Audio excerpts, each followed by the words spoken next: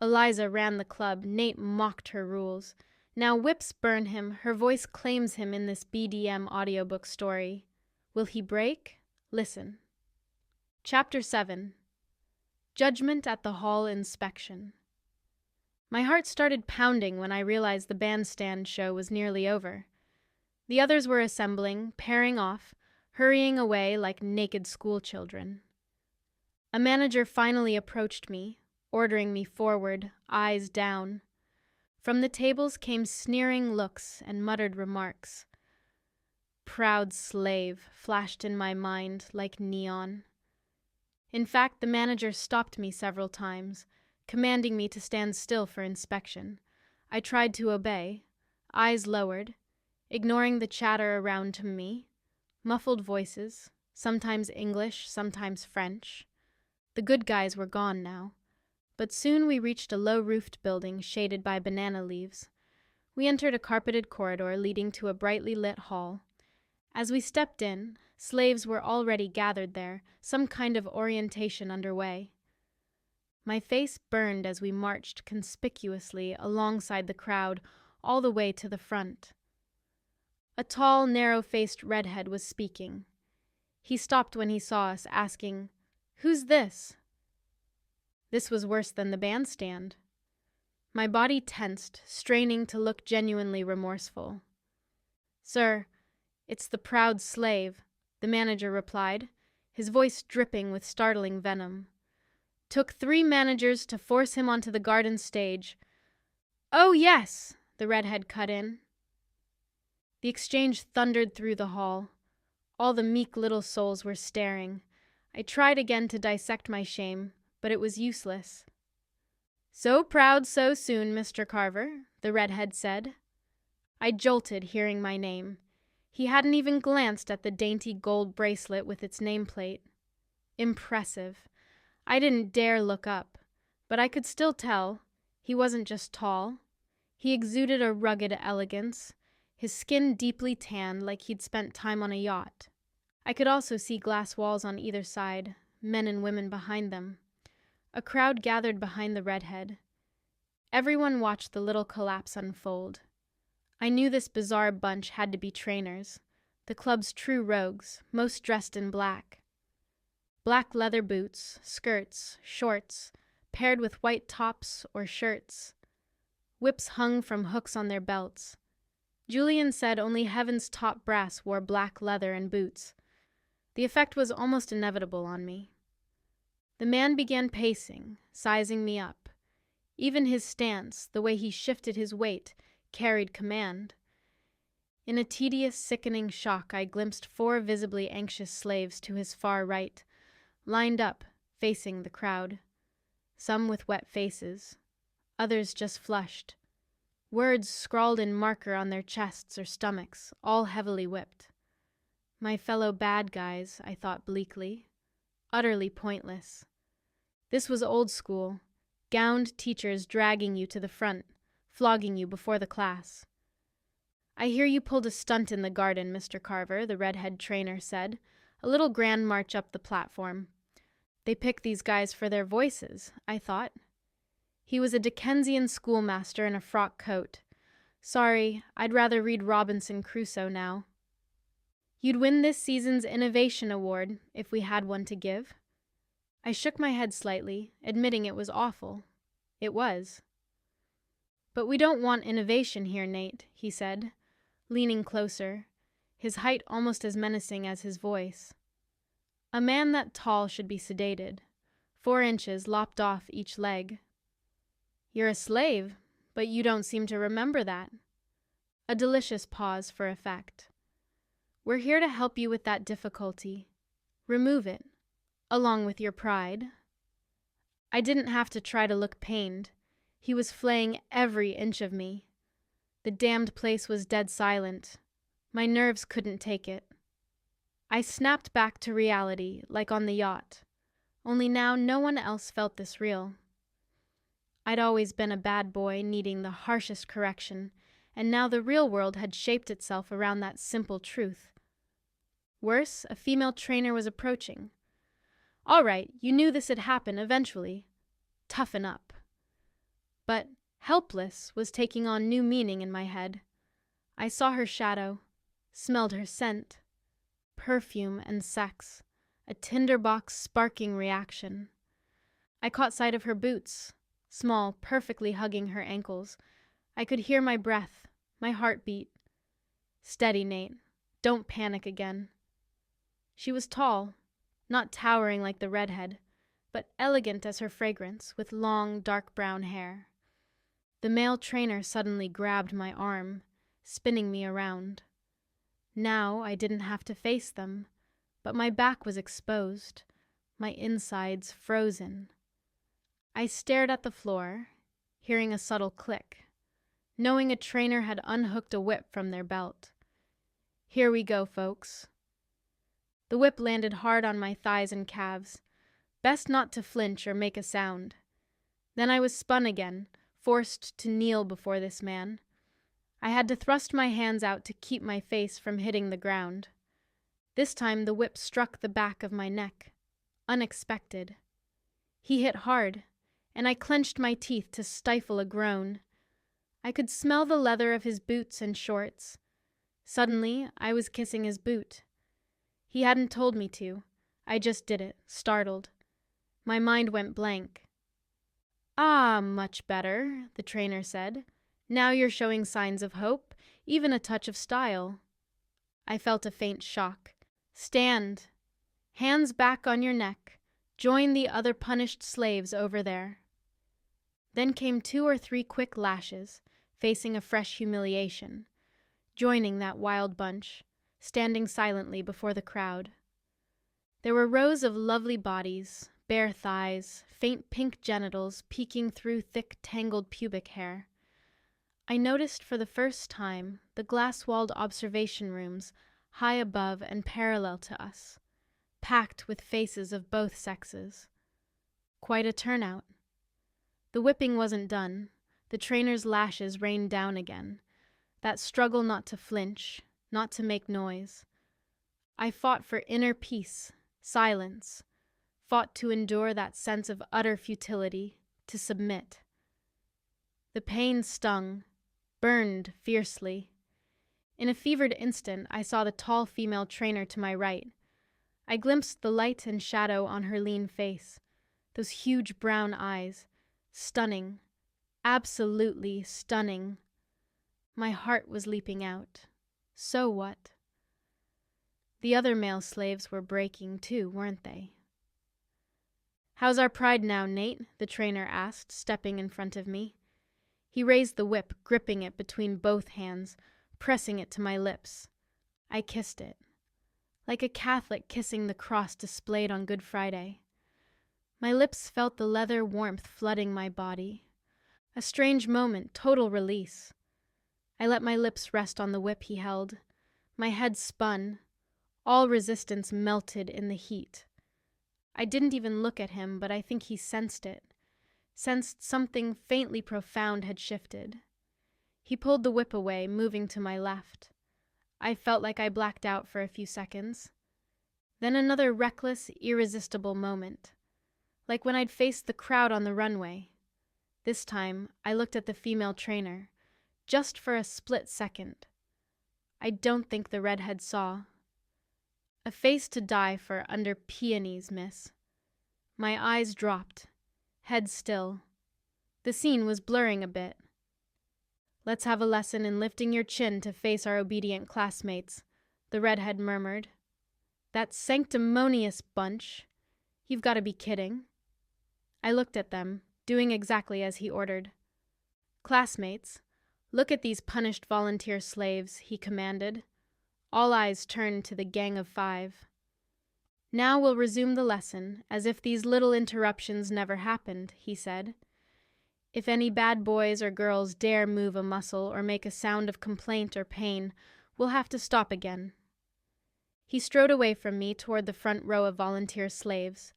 I saw him clearly for the first time. Very tall, yes. Broad shoulders over a lean chest. Thick red hair. A white silk shirt. Pure pirate flair with loose sleeves edged in lace. Handsome bastard. Of course, his eyes were nearly buried under bushy brows, like smoldering coals, as trashy books say. As I was saying before the unfortunate interruption, he began, quiet and slow. You, all of you, are now the club's property.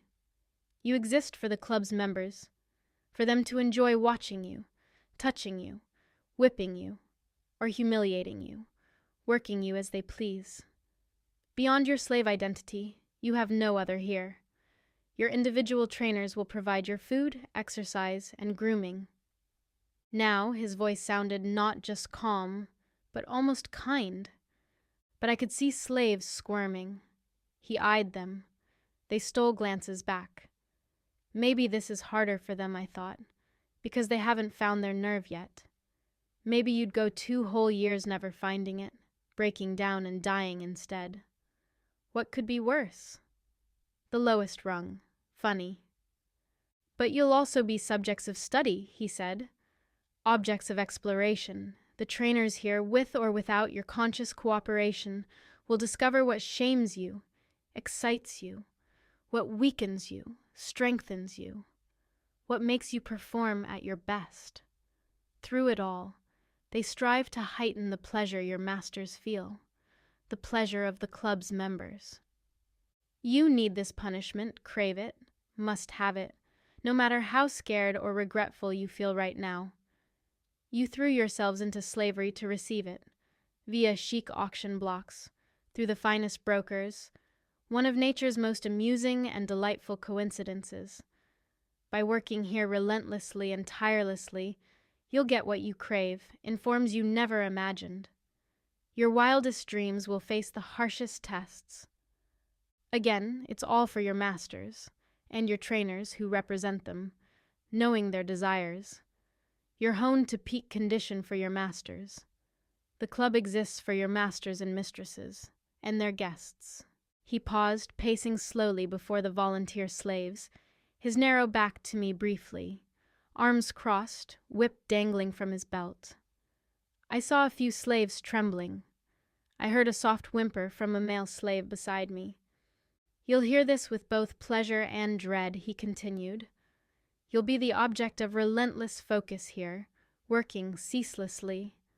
Right now, about 3,000 members are here to kick off the new season. 3/4 of the suites and bedrooms full. Beauty, variety, intensity. That's what the guests expect, and their appetites are insatiable. The club's members will never neglect you. I tried imagining myself among those listening, having crossed the garden without antics, my training proceeding smoothly. Of course you'll be kept in top health, he went on. You'll eat 3 times a day, sometimes to please your masters and mistresses, sometimes in private. You'll be massaged, bathed, exercised, sunned, polished, oiled. Your punishments will never cause real physical harm. Your skin won't be ruined, burned, or irreparably damaged. In nearly every case, you'll be watched, your trainers close by. No accidents have happened here. We take care to prevent them. But you exist to provide pleasure. That's why you're cared for, whipped, humiliated, and aroused in relentless ways.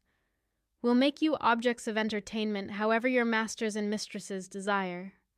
He stopped in front of me, back turned briefly.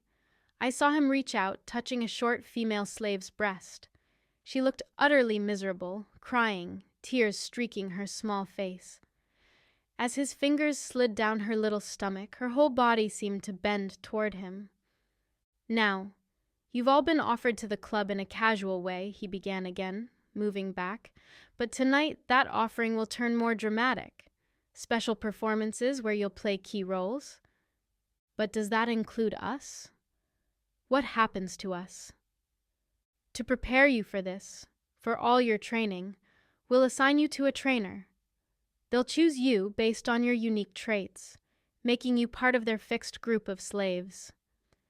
Your individual trainer will know you better than you know yourself. They'll oversee your every action and physical state, monitor your exercise and special training. Negotiate with guests who demand your presence and service. As you become a fully fledged club slave, they'll punish you, develop you, refine you.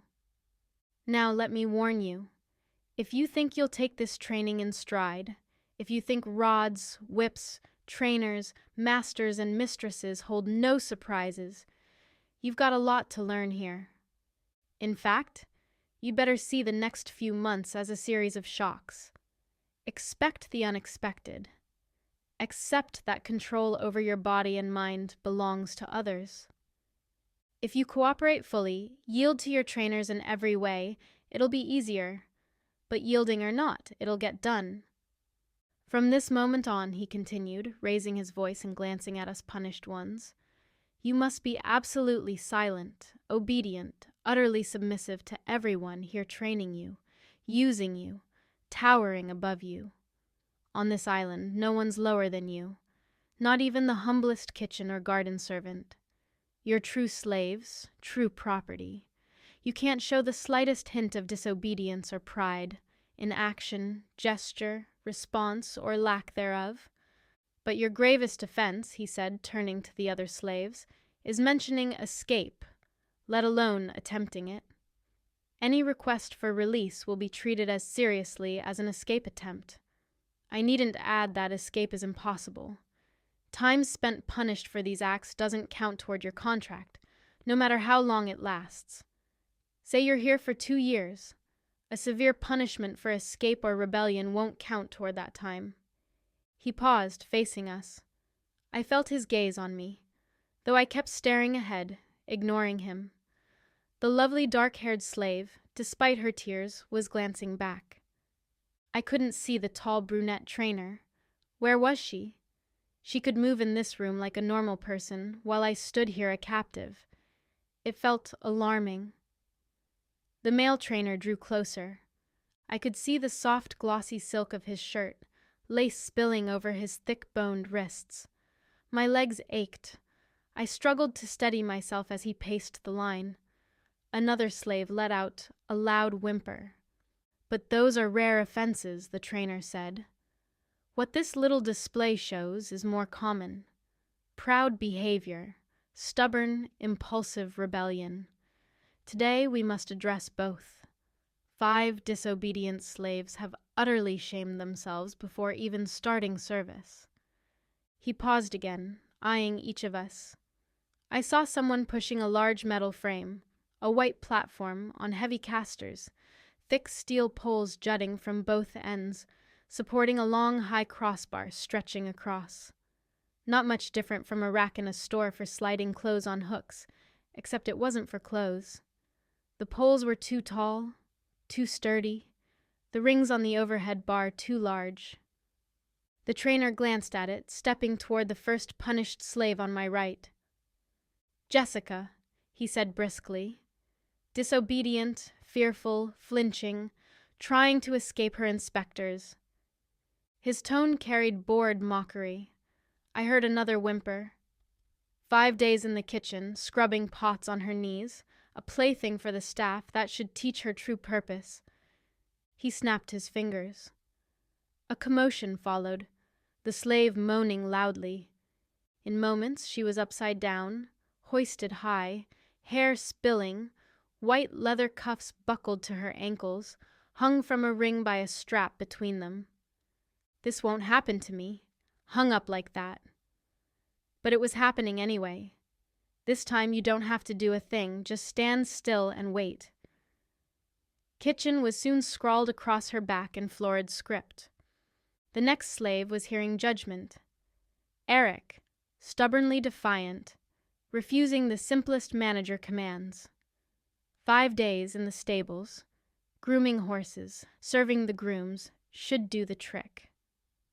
The trainer said it, and from the corner of my eye, I saw the sturdy male slave lifted, as easily as the woman. His cuffed ankles hung on the rack. My heartbeat tracked this mess perfectly. Yes, sir, in seconds they'll string you up like that. Then what? 5 more days. Oh no. Time to call home. Circuit overload. Gear malfunction. Fuse about to blow. Eleanor, willful, independent, proud, outright rude to guests. A blonde woman, already gagged with black leather, was swiftly taken. They dragged her by the ankles past me. 5 days in the laundry. A solid education in washing and ironing, the trainer said as fitting script raced across her lovely back. My head was swelling. One slave left beside me. Kitchen, stables. No, this won't happen. Rewrite the script. I spotted the female trainer to my left again. Perfume, clever little heels clicking. Gregory, the redhead said, young, foolish, reckless. His crimes involve more clumsiness and nerves than anything. The slave let out an unbridled, pleading groan. 5 days serving with the maids should cure that tension. Mops and brooms, good exercise. Now I stood alone, watching tanned Gregory, his black curls like a snug cap. I watched him swiftly hung upside down on the bar. He obediently positioned his hands as the others had, while disobedient Eleanor writhed wildly under, or because of, the relentless whip. "Nate," the trainer said, standing beside me. I felt his hand abruptly under my chin. Proud, willful, a touch too individualistic, not to the taste of masters and mistresses, shall we say. Unbearable. I think I heard the bastard chuckle. But I caught a woman's voice behind me. "Henry, I want this one," she said softly. All systems on red alert. Circuits burning through insulation, a fire's brewing. She stepped closer, floral fragrance. A dark shape in my peripheral vision. Small hips at sharp angles, pointed breasts. "I know you want him," the red-headed bastard replied, voice low. "But the punishment—" "Give him to me," she said, her voice a velvet glove on my neck. "I flagged this as an exception in the office because I knew it's the best way. You know I handle these best." Goosebumps erupted over me. Chanel perfume, wafting in faint waves, pulsing with her heartbeat.